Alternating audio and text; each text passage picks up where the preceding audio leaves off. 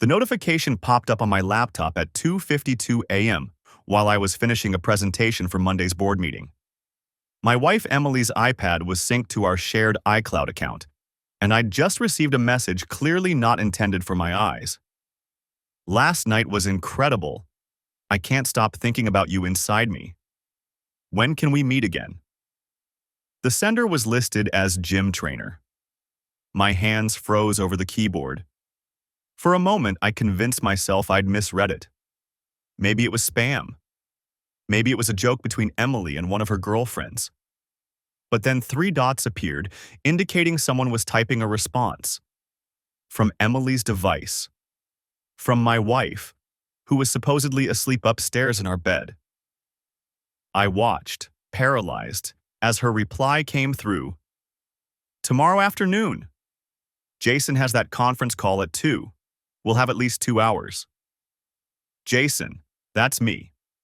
Jason Mitchell, 41 years old, senior partner at Mitchell & Associates Financial Consulting, married for 14 years, father of 2 beautiful daughters, and apparently a complete fool. The messages continued in real time. Your place or mine? Mine. The girls have soccer practice and won't be home until 5. I'll bring that thing you liked? God, yes. I'm getting wet just thinking about it. I slammed the laptop shut, my heart hammering so hard I thought I might vomit. The home office suddenly felt suffocating, the walls pressing in. This couldn't be real. Not Emily. Not my Emily, who still kissed me goodbye every morning, who just posted a photo of us on Instagram last week with the caption, "Lucky to have this man by my side." But it was real.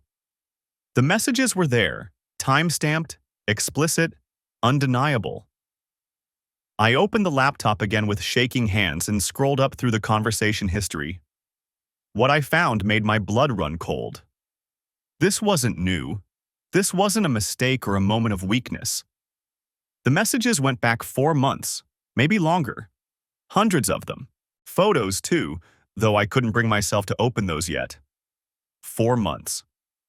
While I'd been working 60-hour weeks to afford our lifestyle in Westchester County, the private schools, the renovated kitchen she'd insisted on, the Audi Q7 she drove.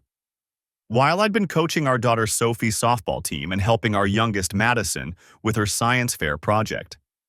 While I'd been living my life, building our future, Emily had been building something else entirely. I checked the time. 3:15 a.m. My presentation sat unfinished on the screen, but I couldn't have cared less about quarterly projections anymore. I needed to think. I needed evidence. I needed to understand the full scope of what I was dealing with before I made a move. Years of analyzing financial statements had taught me one crucial skill: gather all the data before drawing conclusions. Emotions cloud judgment. Facts don't lie. I created a new folder on my desktop, labeled it 2024 Tax Documents, and began systematically screenshotting everything. Every message, every photo preview, every detail. I uploaded them to a new cloud account Emily didn't know about, one I created using my work email. Then I went further back. The messages started in early January. The first few were innocent enough, professional even.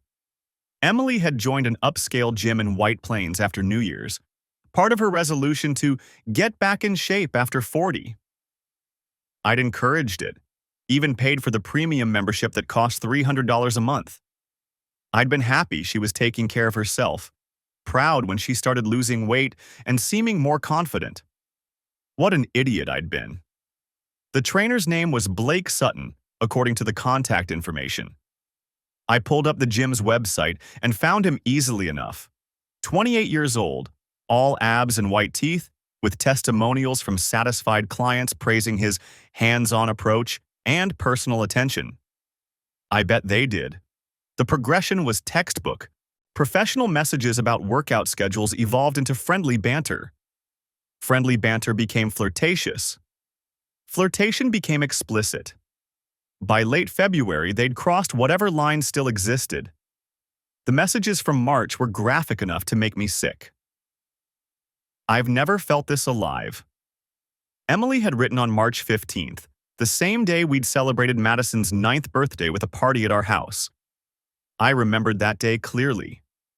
Emily had seemed distracted, checking her phone constantly. I'd assumed she was coordinating with the caterer. "You make me feel young again," she'd written on April 2nd. That was our anniversary, 14 years. I'd taken her to Le Bernardin in the city, spent $600 on dinner, given her diamond earrings. She'd seemed distant during the meal, and I'd worried I'd done something wrong. Turned out she was probably texting him from the bathroom. The most recent messages were from tonight, just hours ago. They'd apparently met this afternoon while I'd been at the office. She'd told me she was having lunch with her book club. Another lie in an ocean of lies. I sat back in my chair, staring at the ceiling of my home office. The office in the house I'd bought. The house I'd worked myself half to death to afford. The house where I'd built what I thought was a happy family. My phone buzzed. A text from my business partner, Kevin. "You still up? Need your input on the Riverside acquisition." The Riverside acquisition. Right. The real world still existed, apparently. The world where I had responsibilities, employees depending on me, clients trusting me with their futures. That world hadn't stopped just because mine had imploded. I ignored the text. Kevin could wait. Everything could wait. I pulled up our bank statements next. If this had been going on for 4 months, there would be financial traces. Emily wasn't stupid, but people in the throes of an affair made mistakes. They got careless. It didn't take long to find them. The bank statements loaded on my screen and I opened a new spreadsheet. Muscle memory. This was what I did. I found patterns in numbers, discrepancies in data, the truth hiding in columns and rows. Emily's personal credit card first. The one she used for household expenses and personal items. January 3rd, Prestige Fitness and Wellness, White Plains. $300, the gym membership. I'd approved that expense without a second thought. New year, new you, honey. I'd probably said something supportive and encouraging. What an idiot. January 15th, Nordstrom, 247.83. February 2nd, Lululemon, 312.56. February 10th, Victoria's Secret, 189.43. I sat back, staring at that last one. Victoria's Secret. I tried to remember any new lingerie, anything she'd worn for me in the past few months. Nothing came to mind. Our intimate life had actually decreased since January. I'd noticed, but attributed it to stress, to the kids' schedules, to normal marriage ebb and flow. She'd been wearing it for him. I added a column to my spreadsheet. Affair-related expenses. Started categorizing. The pattern was obvious once you knew what to look for. Every week, sometimes twice a week, there were charges that aligned with her gym schedule, but not just the gym. February 14th, the Ritz-Carlton, White Plains. $347.92, Valentine's Day. I'd been in Boston for a client meeting. She'd texted me that evening, a sweet message about missing me, about how we'd celebrate when I got back. We'd gone to dinner that weekend. She'd seemed happy, affectionate even. She'd spent the actual day at a hotel with Blake. March 8th. The Ritz-Carlton again.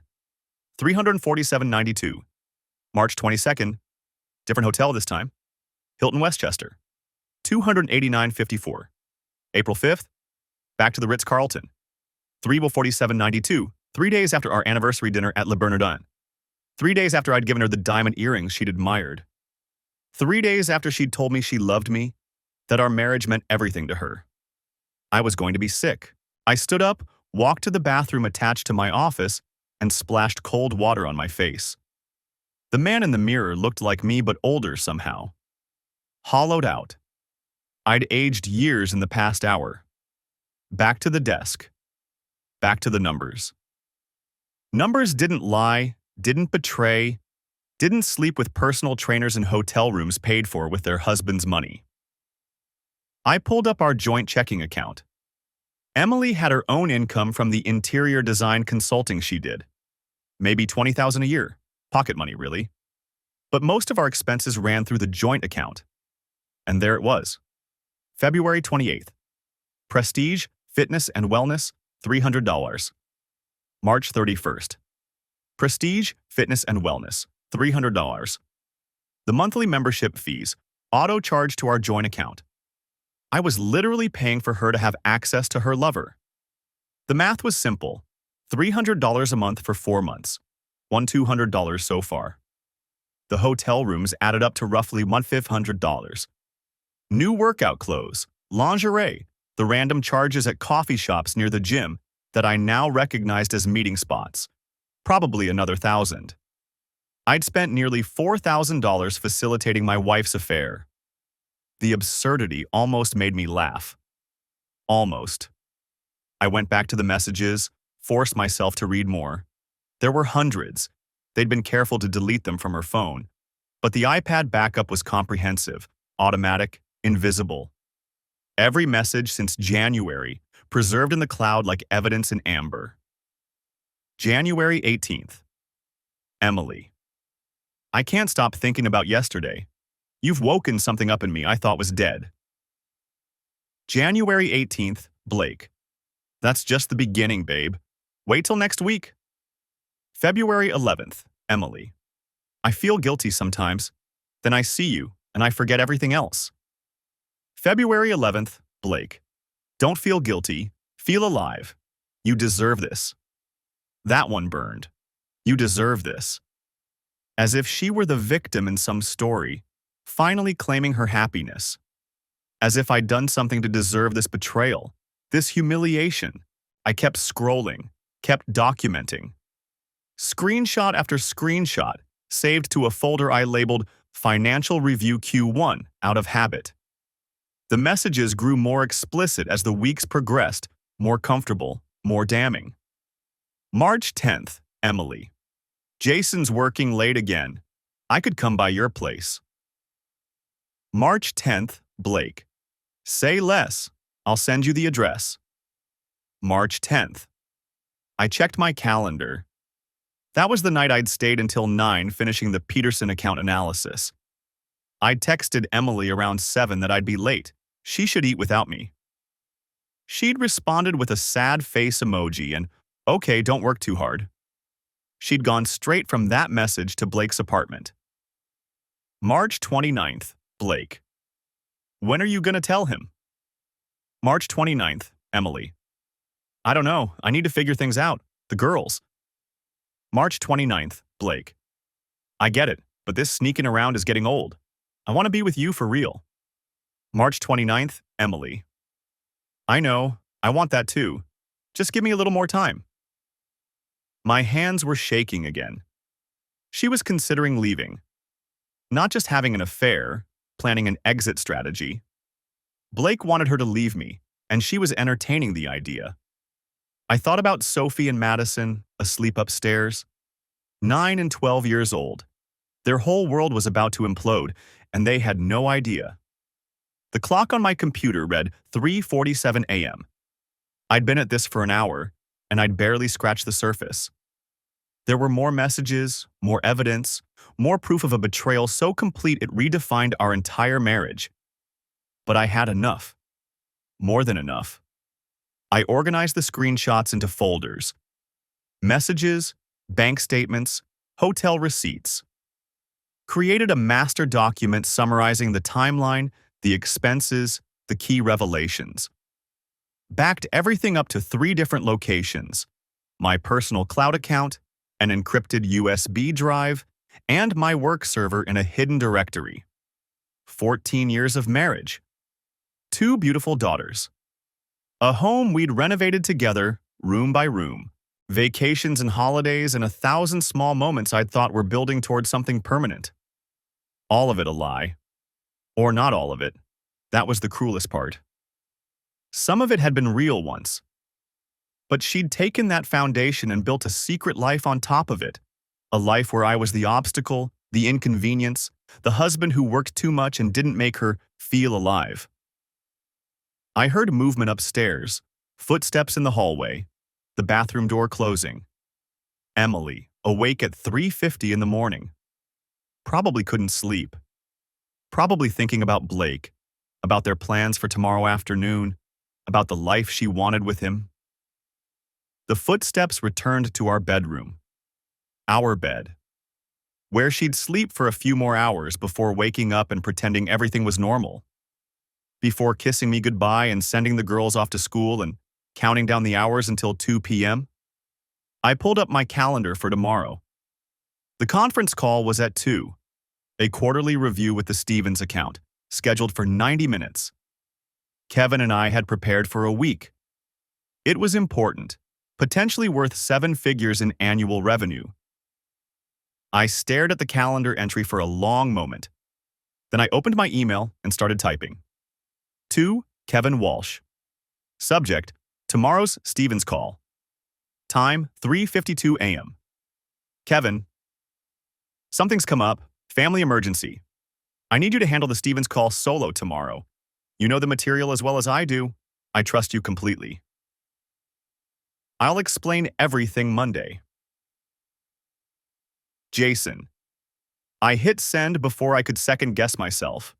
The conference call was no longer happening, which meant I had no reason to be occupied at 2 p.m. tomorrow. Which meant Emily's window of opportunity had just closed, though she didn't know it yet. I wasn't sure what I was going to do. Confront her? Follow her? Simply be there when Blake showed up or when she tried to leave? I didn't know. But I knew I wasn't going to sit in my office on a conference call while my wife met her lover in our house, in our bed, while our daughters were at soccer practice. Facts don't lie. Patterns don't lie. The data was clear. Tomorrow at 2 p.m., Emily was going to learn that I knew everything. And then we'd see what happened next. I spent the next few hours in a trance, moving through the house like a ghost. At 4:30 a.m., I finally closed the laptop and hid it in my office safe, the one Emily didn't have the combination to. The screenshots were already backed up to 3 different cloud accounts she had no access to. I'd created new email addresses, new storage, everything compartmentalized. Upstairs, I stood in the doorway of our bedroom, watching her sleep. She looked peaceful, innocent. Her chest rose and fell with the steady rhythm of someone without a care in the world. Someone who wasn't planning to bring her personal trainer into our home in less than 12 hours. I didn't sleep. Couldn't.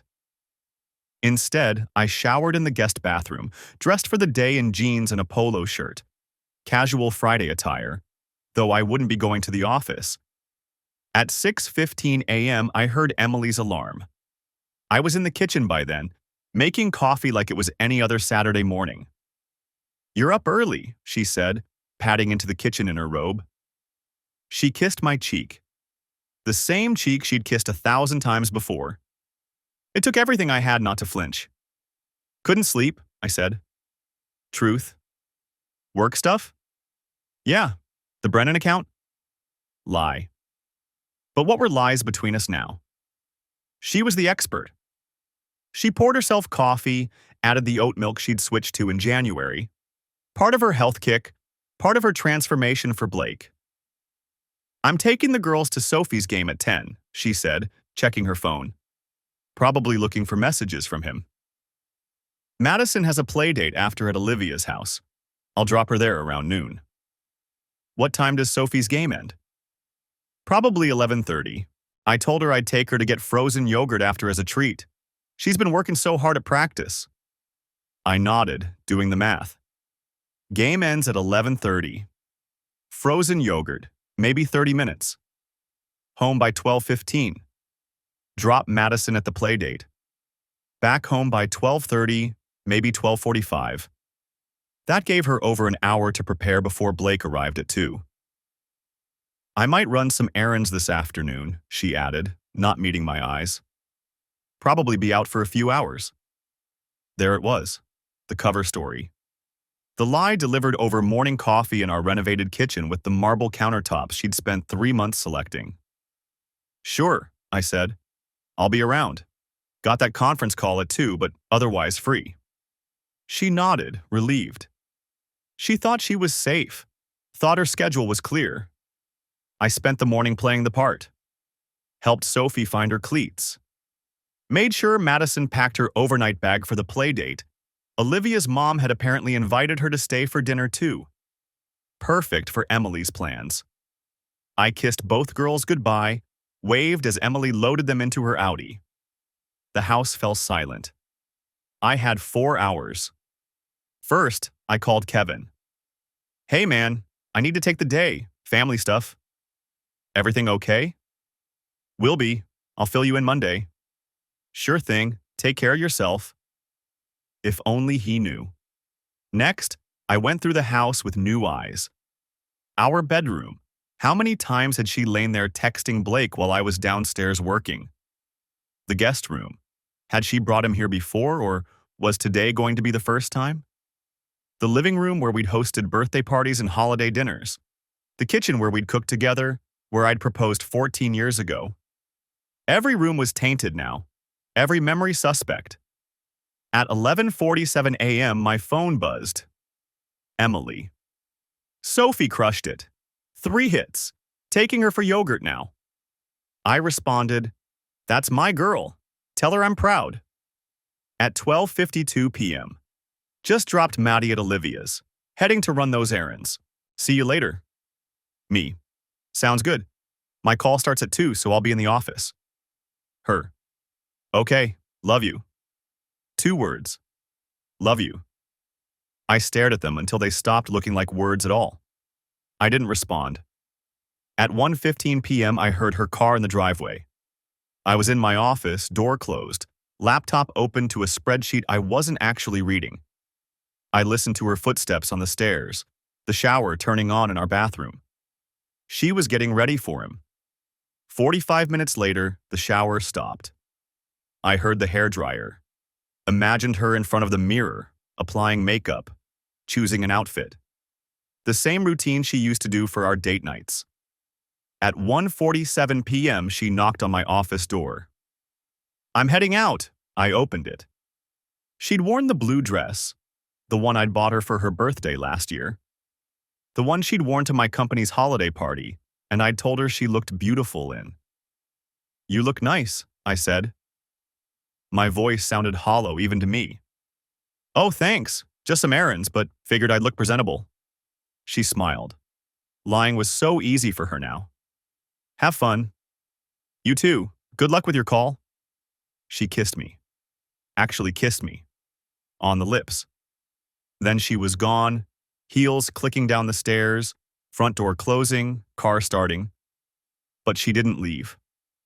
I watched from my office window as she backed out of the driveway, then pulled back in and parked on the street instead, making room in the driveway for Blake's car. Thoughtful of her. She came back inside. I heard her moving around downstairs, opening windows. It was a nice day, unseasonably warm for April. She was airing out the house. I heard music start playing, something jazzy and low, setting the mood. At 1:58 p.m., a silver Mustang pulled up in our driveway. I watched Blake Sutton unfold himself from the driver's seat. 28 years old, all abs and white teeth, just like his profile picture. He was wearing athletic pants and a fitted t-shirt that showed off the body he got paid to maintain. He walked to our front door like he owned the place. I heard Emily open it, heard her voice, bright and excited. Hey, you. His voice, deeper than I'd expected. Hey, beautiful. Nice place. Come in, come in. I gave you the full tour via text, but it's better in person. They were in the foyer, right below my office. Where's your husband? Conference call. He'll be locked in his office for at least 2 hours. We have plenty of time. Plenty of time. In our house. In our home. I stood up. My hands were steady. That surprised me. I'd expected to be shaking, to feel the rage I'd been suppressing for the past 12 hours. Instead, I felt cold. Calculated. Like I was preparing for a board presentation. I opened my office door and walked to the top of the stairs. They were in the living room. Emily had her back to me, but I could see Blake's face over her shoulder. He had his hands on her waist. She was laughing at something he'd said. I descended the stairs. My footsteps were quiet on the carpeted treads, but not silent. Blake saw me first. His hands dropped from Emily's waist. His expression shifted from confident to confused in a fraction of a second. Emily turned. The color drained from her face. Literally drained. I'd heard that expression before but never seen it happen. She went white as paper. Jason. Her voice was barely a whisper. I thought, your call? I canceled it, I said. My voice was calm. Eerily calm. Seemed like something more important came up. Blake took a step back. Look, man, I didn't… Blake Sutton, I said, looking at him directly. 28 years old, personal trainer at Prestige Fitness and Wellness. You've been sleeping with my wife since February. Emily made a sound, a small, choked gasp. How did you… she started. The iCloud account, Emily. The one we've shared for 6 years. The one that syncs all our messages. I pulled out my phone, held it up. I've been reading your texts in real time. Every single one. Since 2:47 this morning.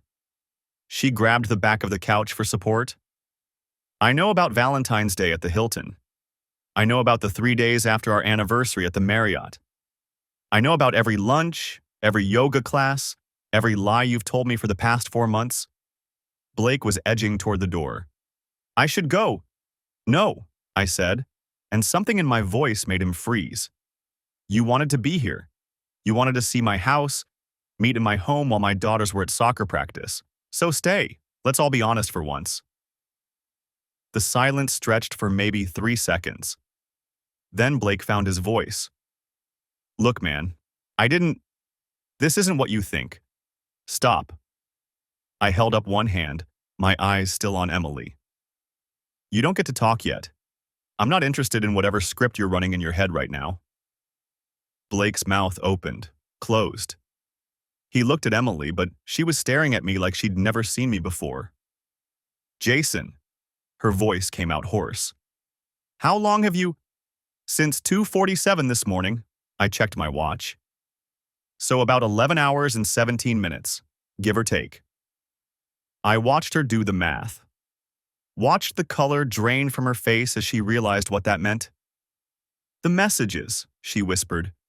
Every single one, including the ones you sent while you were supposedly sleeping next to me. I pulled out my phone, opened my screenshots folder. Want to see my favorites?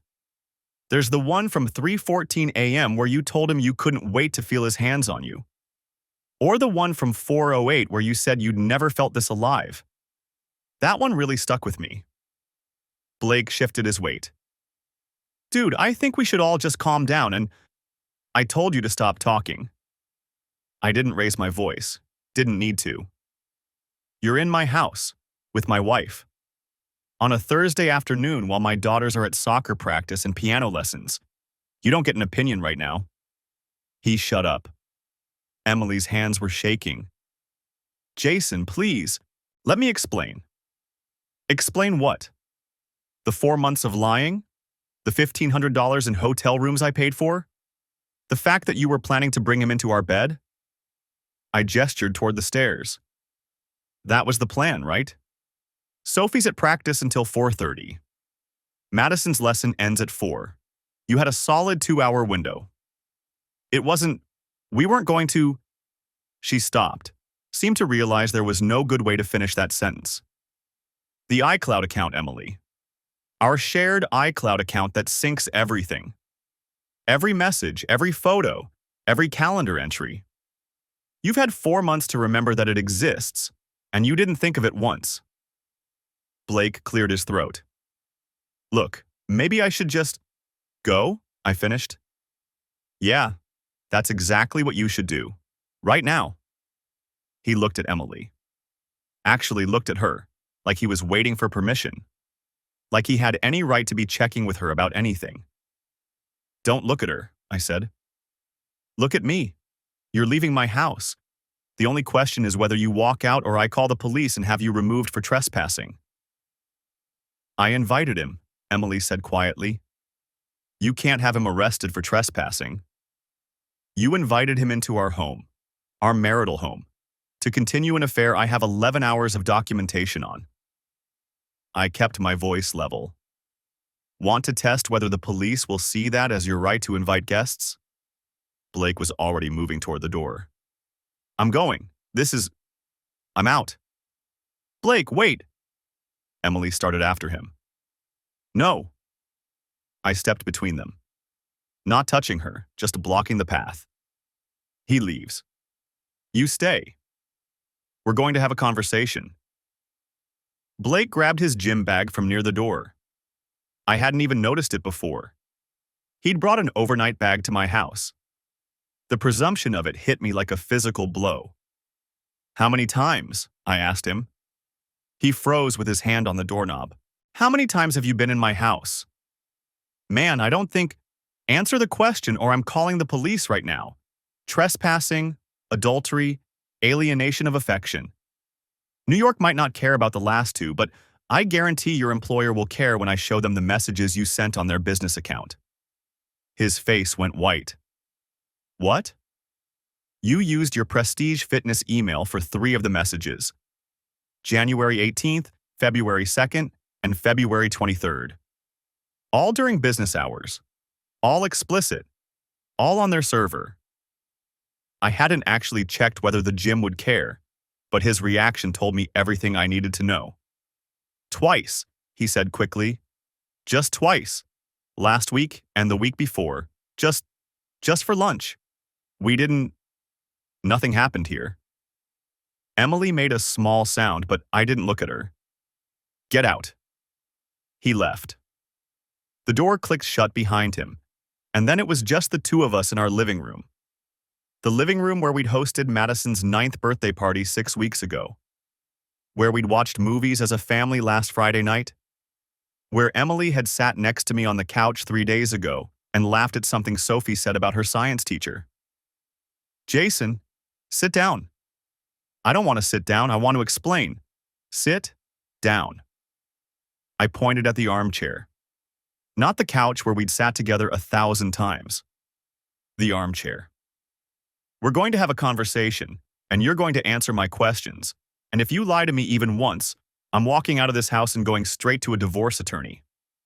She sat. Her hands twisted in her lap, and I could see her trying to compose herself, trying to figure out what to say. 4 months of lying, and she still thought she could talk her way out of this. I pulled out my phone again, opened my notes app. "I have questions. You're going to answer them, truthfully. Do you understand?" "Yes." Her voice was barely audible. "When did it start?" "January 9th, the first personal training session." "When did it become physical?" She hesitated. "January 23rd. 2 weeks. She'd known him for 2 weeks before sleeping with him. I added it to my notes. "Where?" "His apartment." "How many times total?" I can't estimate. Maybe 20, 25? I felt something twist in my chest but kept my voice steady. "Hotels or his place?" "Both. Mostly hotels." "Why hotels if he has an apartment?" "They were nicer, more romantic?" The word tasted bitter. She flinched. "Yes. The Westchester Marriott, the Hampton Inn, the Hilton in White Plains." I read from my notes. 12 separate hotel stays. 11 of them during the day while I was at work. 1 overnight when you told me you were at your sister's. "Jason, please." "I'm not done." I scrolled through my timeline. February 14th, Valentine's Day. You had lunch with him at that Italian place on Mamaroneck Avenue. Then came home and made me dinner. Wore that red dress I like. We made love that night, and you fell asleep in my arms. Was that the same day or different? She was crying now. The same day. So you had sex with him at lunch and me at night. It wasn't like that. What was it like, Emily? Explain it to me. Make me understand how that worked in your head. I don't know, her voice broke. I don't know, okay? I wasn't thinking. I felt alive again. I felt wanted. I felt like someone saw me, really saw me, not just as your wife or the girl's mother or the person who manages the house and shows up to school events and, so this is my fault? No, that's not what I'm saying. Because it sounds like you're saying I didn't pay enough attention to you, that I was too busy working 60-hour weeks to pay for our life, the life you wanted, the renovated kitchen and the private schools and the Audi in the driveway, to notice you needed validation from a 28-year-old trainer. That's not fair? Fair? I laughed, and it came out harsh. You want to talk about fair? Let's talk about fair, Emily. Let's talk about how I trusted you, how I never once questioned where you were or who you were with, how I believed every word you said for 14 years. I stood there in my living room, staring at my wife, waiting for an answer that would somehow make sense of the impossible. How many times did he come here? I asked again. How many times did you bring him into our home? Emily's face had gone pale, her hands trembling. Jason, please. Answer the question. She swallowed hard. 3 times, including today. 3 times. I felt something cold settle in my chest. Blake had said 2 previous visits. Emily said 3 total. The math worked, but the reality of it, when? The word came out flat, emotionless. Last Friday, and the Friday before that. During my conference calls, she nodded, barely perceptible. So you planned it. You knew exactly when I'd be locked in my office for 2 hours, unable to leave without looking unprofessional. I laughed, a harsh sound. You scheduled your affair around my work calendar. It wasn't, she stopped herself. Wasn't what? Wasn't planned? Wasn't calculated? I pulled out my phone, opened my notes. Let me tell you what else I found. The Marriott in Stamford, February 14th. Valentine's Day. You told me you were having lunch with your college roommate. What was her name again? Jessica? Emily's eyes widened. Except Jessica lives in Portland now. Has for 3 years. I checked her Facebook this morning while you were making breakfast. I scrolled through my notes. The Hilton Garden Inn in White Plains, March 3rd. You said you were at a design consultation in Greenwich.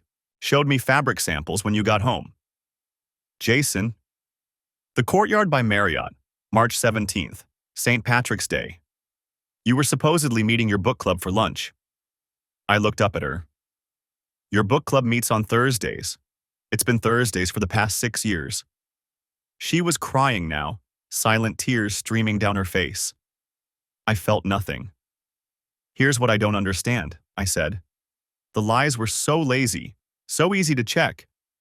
Did you think I was stupid? Or did you just not care enough to try harder? I never thought you were stupid, she whispered. Then what? You thought I trusted you too much to verify? I shook my head. You were right about that part. I walked to the window, looked out at our quiet street. The Hendersons across the way were loading their car for what looked like a weekend trip. Normal people doing normal things. 2 hours ago, I'd thought I was one of them. I need you to understand something, I said, still facing the window. I'm not angry because you slept with someone else. I mean, I am, but that's not the worst part. I turned back to face her. The worst part is that you turned me into a fool in my own house. You brought him here, to the home I work 60 hours a week to pay for. You had sex with him in our bed. Don't bother denying it. The messages were very specific about the big, comfortable bed upstairs. You did this while our daughter's artwork hung on the walls, while their soccer trophies sat on the shelves. My voice was getting louder. I forced it back down. You looked me in the eye every single day and lied. You kissed me goodbye in the morning. You asked about my day at dinner. You posted our anniversary photo on Instagram with the caption, "Lucky to have this man." That was 4 days after you spent the afternoon at the Marriott with Blake. Emily was sobbing now, her whole body shaking. I'm sorry.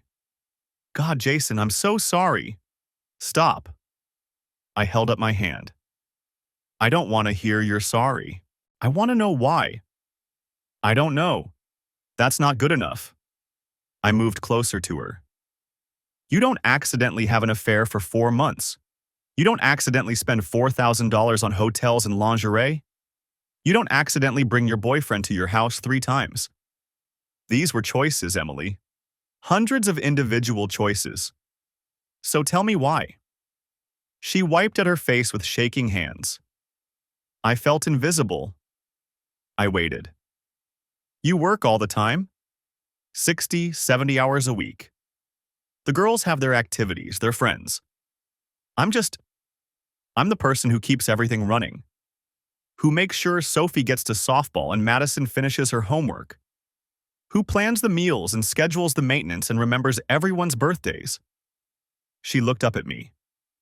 When was the last time you really saw me? Not just looked at me, but actually saw me. So this is my fault? The words came out sharp. I work too much, so you had an affair. No, that's not what I'm saying. Because I work to give us this life, this house, the private school tuition that costs more than most people's mortgages, the vacations, your Audi, the kitchen renovation you wanted last year that cost $80,000. I gestured around the room. All of this requires money, Emily. Money I earn. I know that. Do you? Because from where I'm standing, it looks like you wanted everything I provide while also wanting to feel seen by a 28-year-old trainer with abs. I pulled up Blake's profile on my phone, shoved it toward her. Is this what you needed? Someone young and exciting? Someone who doesn't have to worry about quarterly projections and client retention? She pushed the phone away. It wasn't about that. Then what was it about? He made me feel alive again. Her voice was barely audible. Like I was more than just someone's wife or someone's mother. Like I was Emily, a person who mattered. The words hit harder than I expected. I stepped back, sat down on the arm of the couch. You matter, I said quietly. You've always mattered. Not the way you think. She sat down too on the opposite end of the room. When we got married, I had plans. I was going to build my design business, maybe open my own firm. But then Sophie came, and Madison, and somewhere along the way I became a supporting character in everyone else's story. That's what being a parent is. For both of us, Jason, not just for me. She looked at me with red, swollen eyes. When was the last time you missed a conference call to take Madison to her dance recital? When was the last time you left work early to help Sophie with a school project? I provide. I know you provide. But kids need more than money. They need time. And so did I. She wrapped her arms around herself. Blake had time. He wanted to hear about my day. He asked questions about my design ideas. He made me feel like what I had to say mattered. So you rewarded him by sleeping with him in my house. She flinched. I know how it sounds. Do you? I stood up again, unable to sit still. Because it sounds like you're trying to justify the unjustifiable. It sounds like you're making excuses for betraying our marriage, our family, everything we built together. I'm not trying to justify it. There is no justification. She stood too, took a tentative step toward me. But you asked why, and I'm trying to explain. Don't. I backed away. Don't come near me. We stood there in silence, 6 feet apart, but separated by an ocean of broken trust. My phone buzzed. A text from Kevin. Conference call rescheduled to Monday 10 a.m. Client had a conflict. You good with that? I stared at the message. If Kevin hadn't had to reschedule yesterday, I'd be upstairs right now on a call, completely unaware that Blake was down here with my wife. I'd have finished the meeting, come downstairs, and Emily would have smiled at me like nothing had happened. How many more times would it have happened? How long would this have gone on? Did you love him? I asked. Emily looked startled by the question. What? Blake, did you love him or was it just sex? She hesitated too long. Oh God, I said. You did. You do. I don't know what I feel, she said quickly. It's complicated. It's really not. I felt something break inside me. Something I hadn't even known was still intact. Either you love him or you don't. I love you, she said. I love our family. That's not what I asked. She closed her eyes. I thought I might. I don't know. Maybe I just loved how he made me feel. I nodded slowly, processing this new information. My wife had fallen in love, or thought she had, with another man. This wasn't just about feeling invisible or wanting attention. This was deeper, more dangerous. Are you going to leave me? I asked. Her eyes flew open. What? No, Jason, no. Because some of those messages suggested otherwise. Maybe someday we won't have to hide. Imagine waking up next to you every morning. Those don't sound like someone committed to staying married. I was caught up in the fantasy. Was any of it real? The question came out before I could stop it. Our marriage, the last 14 years. Was any of it real, or was I just the reliable provider while you waited for something better to come along? Of course it was real. I don't believe you. The words hung in the air between us. I don't believe anything you say anymore. I watched Emily crumble onto the couch, her face buried in her hands. The sounds she made, those choking sobs, might have moved me yesterday. Might have made me want to comfort her, to fix whatever was wrong. Today, they just sounded like noise. I need you to leave, I said. Her head snapped up. What? Pack a bag. Go to your sister's. A hotel. I don't care. But you need to be out of this house in the next hour. Jason, please. We need to talk about this. We need to figure out. There's nothing to figure out right now. My voice came out flat, emotionless. I can't look at you. I can't be in the same room with you. So you need to leave. What about Sophie and Madison? They'll be home from your mother's at 5. What am I supposed to tell them? Tell them whatever you want. That we had a fight. That you need some space. I don't care. I pulled out my phone. But if you're still here in an hour, I'm the one who's leaving, and I'm taking the girls with me. She stared at me like I'd slapped her. You can't just take them. Watch me. We locked eyes for a long moment. Something in my expression must have convinced her I meant it, because she stood up slowly, unsteadily. How long? She whispered. How long do I have to stay away? I don't know. I'll text you. Jason, 58 minutes now. She fled upstairs. I heard drawers opening and closing, the sound of the shower running. I sat in the living room, in the same chair where I'd pretended to work while she'd gotten ready for Blake, and waited. 43 minutes later, she came back down with a rolling suitcase and her makeup bag. Her hair was wet, pulled back in a ponytail. She'd changed into jeans and a sweater. She looked young and vulnerable and nothing like the woman who'd written, "I need you inside me," to a 28-year-old personal trainer. I'm going to Jennifer's, she said quietly. My sister-in-law. I'll tell her we had a fight about money or something. I didn't respond. I love you, she said. I know you don't believe that right now, but I do. I love you, and I love our family, and I will do anything, to fix this. Then you should have thought about that in January. She flinched, opened her mouth like she wanted to say something else, then closed it. The front door shut behind her 30 seconds later. I sat there in the silence of my house. Our house, the house we'd bought 9 years ago, the house where we'd raised our daughters, the house where I'd carried Emily over the threshold making jokes about my back, the house where, apparently, she'd screwed her personal trainer at least 3 times. My phone buzzed. Kevin. Conference call rescheduled for tomorrow, 10 a.m. Client wasn't ready anyway. You good? Fine, see you tomorrow. I wasn't fine. I was the opposite of fine. But I had 3 hours before I needed to pick up Sophie and Madison from my mother's house, and I had work to do. The lawyer's office was in a high-rise in White Plains, all glass and chrome and expensive furniture. I'd found him through a partner at another firm, someone discreet who wouldn't gossip.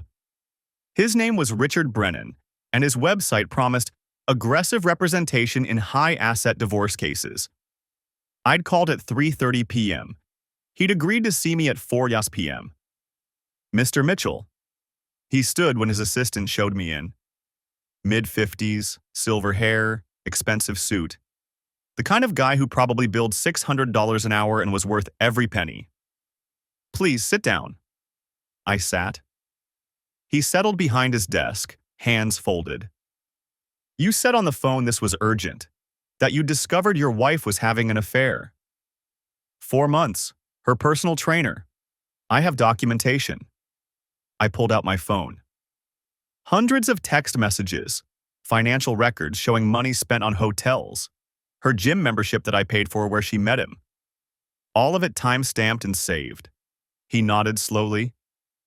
And you discovered this when? Last night. This morning, technically, around 3 a.m. You've confronted her? This afternoon. I caught them together, in our house. Something flickered across his face. Surprise, maybe, or respect. I see. And what are you looking for from me? I want to know my options. I want to know how to protect my assets, how to ensure I get custody of my daughters, how to make sure she doesn't take me to the cleaners after what she did. Let's start with the basics. He pulled out a legal pad. How long have you been married? 14 years. 2 daughters, 12 and 9. Your income versus hers? I make about $400,000 a year. She does interior design consulting, maybe brings in $30,000 to $40,000 annually. It's more of a hobby than a career. Assets. House is worth about $1.2 million. We owe $400,000 on the mortgage.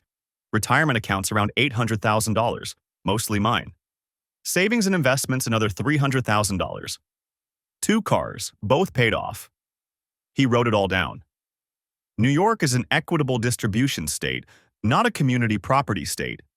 That means the court divides marital assets fairly, not necessarily equally. Your documentation of the affair can be helpful, but New York is also a no-fault divorce state. Meaning the affair itself won't necessarily impact the division of assets. It can be a factor, especially if she spent marital funds on the affair, but it's not automatically going to give you everything. I felt something cold settle in my stomach. So she cheats on me for 4 months and still gets half? Potentially, yes. Though we can argue for a more favorable split based on several factors. Your higher income, her use of marital funds for the affair, the length of the marriage. He paused. Custody is a different matter. New York courts prefer joint custody when possible, but your documentation could be relevant if we can show her judgment is impaired or she's created an unstable environment. She brought him to our house multiple times while our children were at school. That's helpful. Very helpful, actually. He made another note. Do you have proof of that? I pulled up the smart home logs on my phone. I'd spent the last hour before this appointment going through them systematically, cross-referencing with the text messages. Motion sensors, door logs, timestamps. I'm an engineer. I installed a comprehensive system last year for security. I showed him the screen. Here's February 14th. Front door opens at 1:47 p.m., not scheduled to open until 3:15 p.m. when the girls get home. Motion sensors show activity in the master bedroom from 1:52 p.m. to 3:04 p.m. She texted him at 3:10 p.m. That was amazing. I can still feel you. Richard Brennan's eyebrows went up.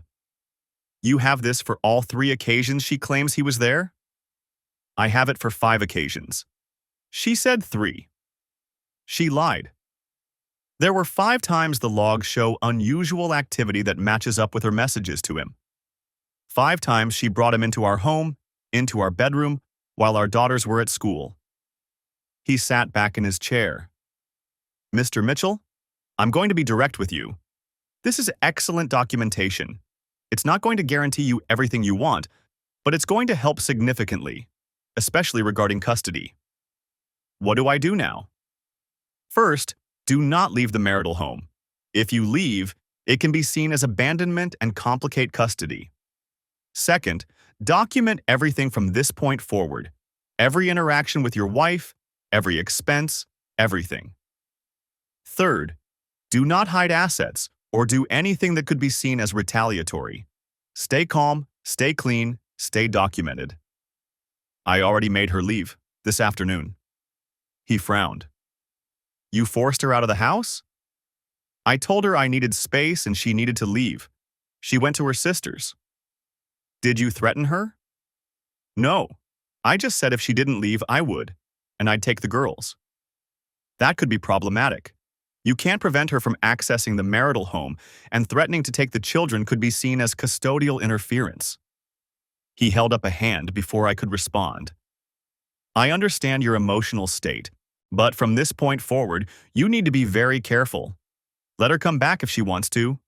Don't prevent her from seeing the children. Don't make threats. Just document and stay calm." "So she gets to come back? After what she did?" "It's her house, too.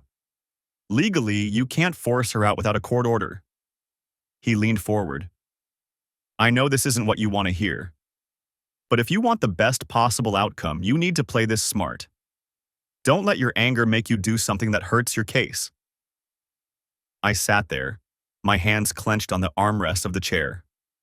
Everything in me wanted to burn it all down, to make her pay, to ensure she suffered the way I was suffering. But he was right. I needed to be smart.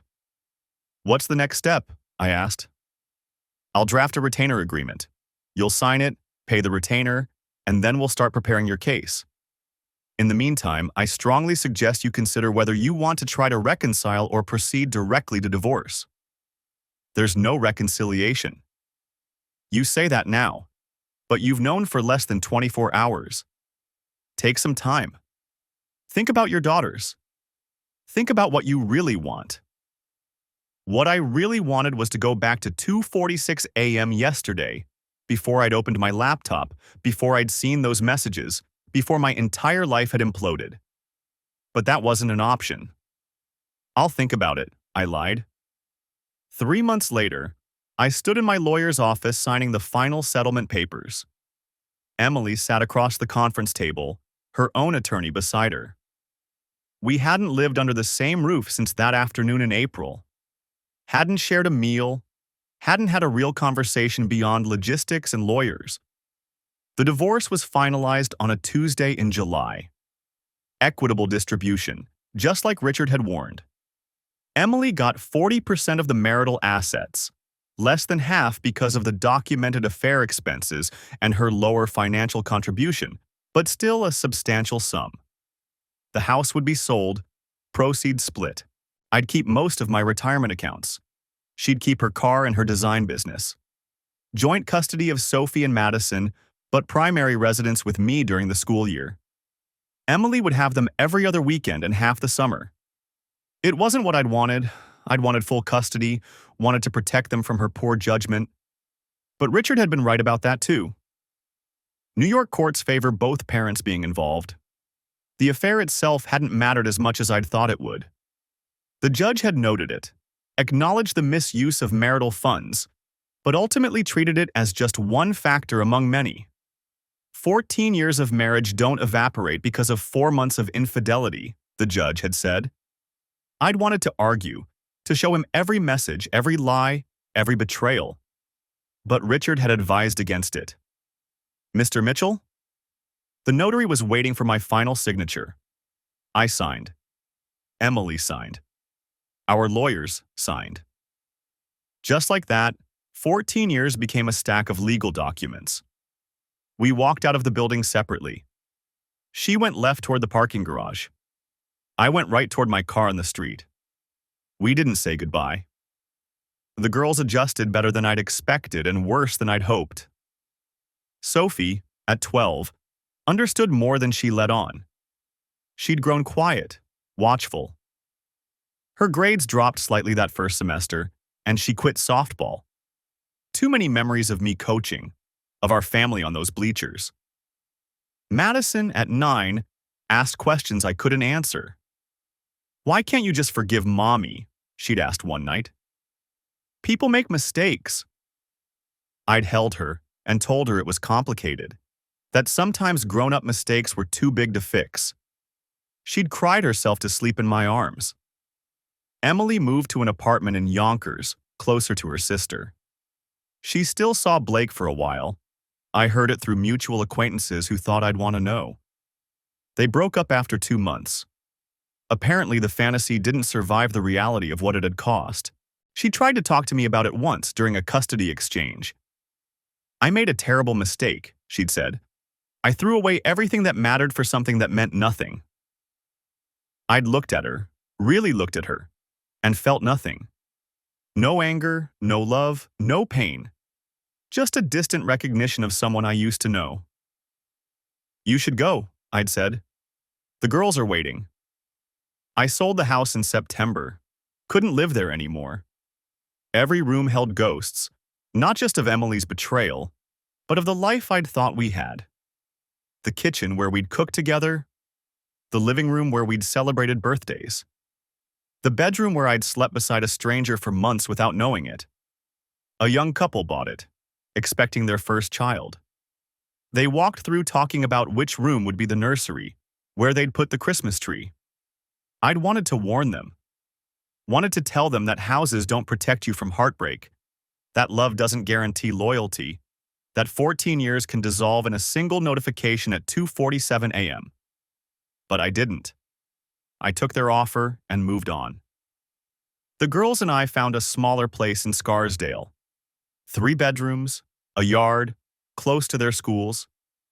We established new routines. Friday night pizza and movies. Saturday morning pancakes. Sunday evening prep for the week ahead.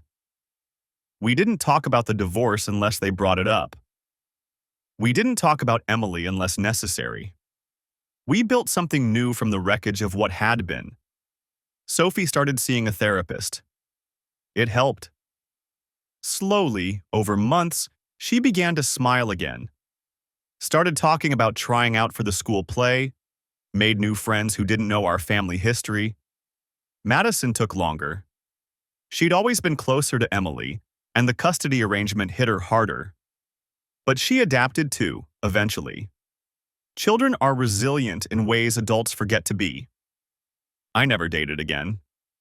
People asked, colleagues, friends, even my mother. "You're only 41, they'd say. "You have your whole life ahead of you." But I'd learned something about myself in those months after the divorce. I didn't trust my own judgment anymore. If I could be so completely wrong about Emily, about our marriage, about the life I thought we were building, what else was I wrong about? How could I trust myself to choose better next time? So I didn't try. I focused on work, on my daughters, on rebuilding a life that felt stable and safe. I went to therapy myself for a while. Learned that betrayal rewires your brain, that trust once broken doesn't heal cleanly. The therapist said I might feel differently in time. I didn't believe her. 2 years after the divorce, I ran into Blake at a coffee shop in White Plains. He was with a woman about his age, laughing at something on her phone. He saw me, and his face went pale. Started to say something, an apology maybe, or an excuse. I walked past him without a word. He wasn't worth my anger anymore. None of it was. The thing about betrayal is that it teaches you what matters. Not the big gestures or the grand promises, but the small, daily choices. The decision to be honest when lying would be easier. The choice to honor commitments when breaking them would be more convenient. The discipline to value what you have instead of chasing what you think you're missing. Emily had made her choices. Hundreds of them, over 4 months, each one prioritizing her wants over our family's needs. And those choices had consequences, not just for our marriage, but for Sophie and Madison, who learned earlier than they should have that people you love can hurt you, that promises can be broken, that forever sometimes has an expiration date. I made different choices. I chose to show up for my daughters every single day, to be present, honest, reliable, to prove that even when one parent breaks their promises, the other one won't. To demonstrate through action, not words, that they could count on me. It wasn't enough to erase what Emily had done. Nothing could do that. But it was enough to build something new. Something smaller, maybe, than what we'd had before. But something real. On what would have been our 17th anniversary, Sophie found me looking at an old photo album. The girls as babies. Emily and me on our wedding day, young and stupid and certain we'd beat the odds. "You miss her?" Sophie asked. I thought about it. Really thought about it. "I miss who I thought she was," I said finally. "I miss the life I thought we had." "But the real Emily, the one who made those choices? No, I don't miss her." Sophie nodded, understanding in a way that broke my heart. 12-year-olds shouldn't have to understand that kind of nuance. "Do you think you'll ever trust anyone again?" she asked. It was the question I'd been asking myself for 2 years. "I trust you," I said. "And Madison. And myself more than I did before." That's not what I meant. "I know." I closed the album. "Maybe someday, but maybe not. And I'm okay with that." The moral of this story isn't complicated. Trust is built in moments but destroyed in seconds. 14 years of marriage, of shared memories and built dreams, couldn't survive 4 months of lies. Not because the affair itself was unforgivable. People recover from infidelity every day, but because Emily had made a choice to prioritize her wants over our family's needs, over and over, hundreds of times. Every lie was a choice. Every hotel room was a choice. Every message was a choice. And those choices revealed something fundamental about who she was and what our marriage meant to her. I learned that you can't love someone into being trustworthy. You can't work hard enough or provide well enough or be present enough to prevent someone from betraying you if that's what they've decided to do. All you can control is your own choices, your own integrity, your own response when the worst happens. I chose my daughters. I chose honesty. I chose to rebuild rather than retreat. And in the end, that had to be enough. The last time I saw Emily was at Madison's middle school graduation, 3 years after the divorce. We sat on opposite sides of the auditorium, each with our own family sections. She'd brought her new boyfriend, not Blake, someone else, someone age-appropriate and supposedly stable. I'd come alone. Madison walked across the stage to receive her diploma, and for just a moment, Emily and I made eye contact. I saw regret there, and loss, and maybe the ghost of who we'd been before she'd sent that message at 2:47 a.m. Then Madison was hugging me, diploma in hand, and the moment passed. "I'm proud of you," I told my daughter. And I was. Proud of both my girls for surviving what their mother and I had put them through. Proud of myself for showing up every single day even when it hurt. Proud of the life we'd built from the ruins of the old one. It wasn't the life I'd planned. It wasn't the family I'd imagined. But it was real. It was honest. And it was mine. That, in the end, was all that mattered.